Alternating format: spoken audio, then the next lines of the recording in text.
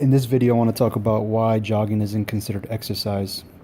But to fully understand the relationship between exercise, fitness, and health, it's necessary to know precisely what exercise is as opposed to mere physical activity. The important distinction is that exercise is purposefully directed activity that stimulates the body to produce a positive adaptation in one's level of fitness and health. So while general physical activity can produce some positive adaptations, there's also a lot of things it does that undermines your health. Thousands of activities are popularly thought of as exercise, ranging from walking, running, to calisthenics and yoga. However, many of these activities do not qualify as exercise by our definition, either because they are insufficient at stimulating the mechanical and metabolic adaptations necessary to benefit the fitness and to a large extent the health of your bodies, while their continued performance results in an undermining of bodily health. It is for this reason that we must exclude activities such as jogging and running from being considered as exercise.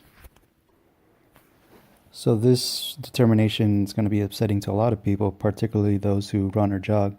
But the hard truth is that those who select running as their modality of exercise are taking a huge risk.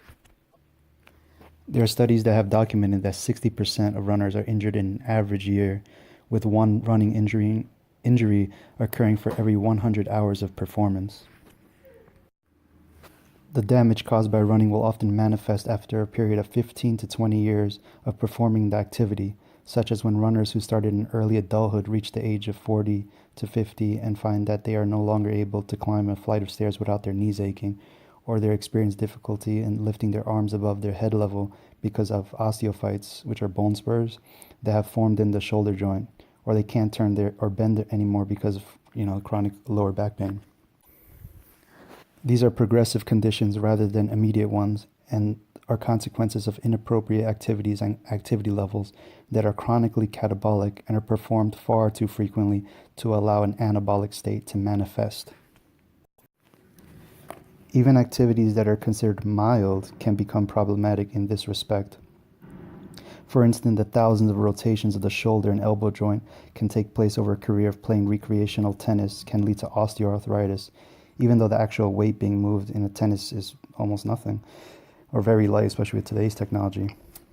Any activity that is highly repetitive has wear and tear consequences that will sooner or later override the body's ability to recover and repair itself. If these types of activities are performed frequently, many times a week, they will typically manifest even sooner.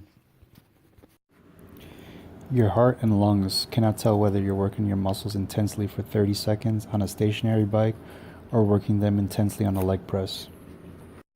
The heart and lungs know only about energy requirements.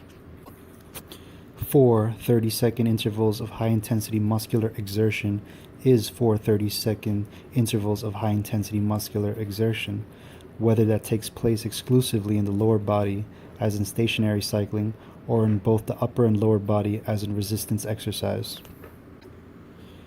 In either scenario, it is mechanical work by muscles that is the passkey to the aerobic and other metabolic machinery within the body's cells.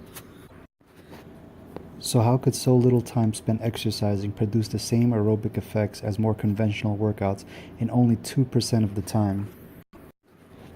The answer is simple.